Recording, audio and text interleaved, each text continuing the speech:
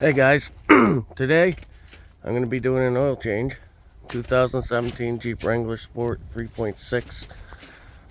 One thing I noticed when I popped my hood, this Jeep only has 55,000 miles and that spring and bracket are rusted to crap. And really, it's pretty clean, but I guess they don't build stuff like they used to. But this takes 5W20 oil.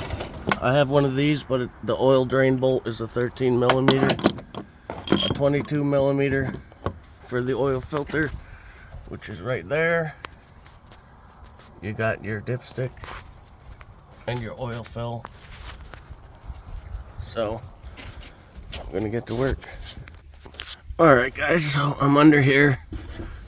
This is 13 on there. It does feel kind of sloppy. I just looked up on the internet what size to use, so you could probably get a different size that fits a little tighter, but I think this will work for me. I'm doing this by myself, so I'm gonna have to set you down and break that free. And then we got our pan in place. So you're gonna doing this one-handed, but you're gonna want to push in on the bolt while you're taking it out so the oil doesn't drip on your hand. And then when you get to the end, yank it fast.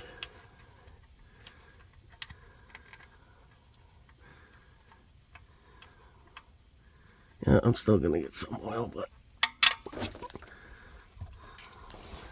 and that's that. So we'll let that drain and we'll get to work on the filter. Alright guys, so there's the filter.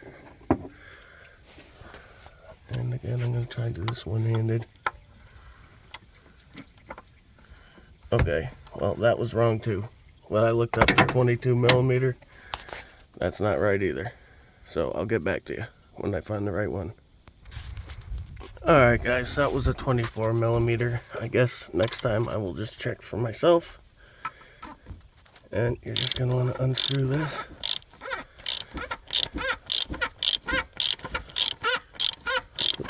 Probably don't need an extension, but I put one on just so I have more room and I'm not hitting the hoses and the alternator.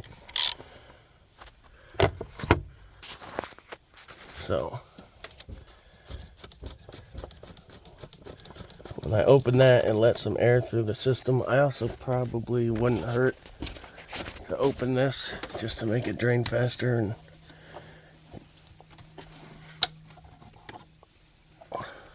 so now that's open, and we're going to take our filter off.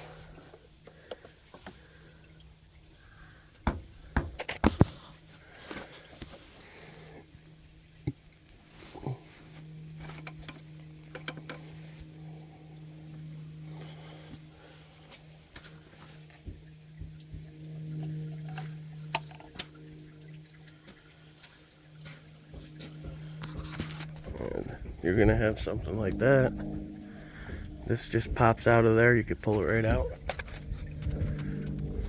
And then when I get the new one ready, I'll get back. Okay guys, so the new filter came with this black ring, and I had the old red one on there. And as you can see, the red one is actually thicker, and I think it would make a better seal. So I think I'm gonna keep the red one on. I don't see any cracks, or it's not hard, it's still stretchy. So I'm gonna put the red one back on. You're gonna make sure you want to seat it in that groove right there. So I like to take my finger and just put a little bit of oil around the seals. And just because I want to come back out when I do my next oil change. Probably not necessary, but okay. So now you push this into the cap and you'll feel it click in, and then you just stick her on in.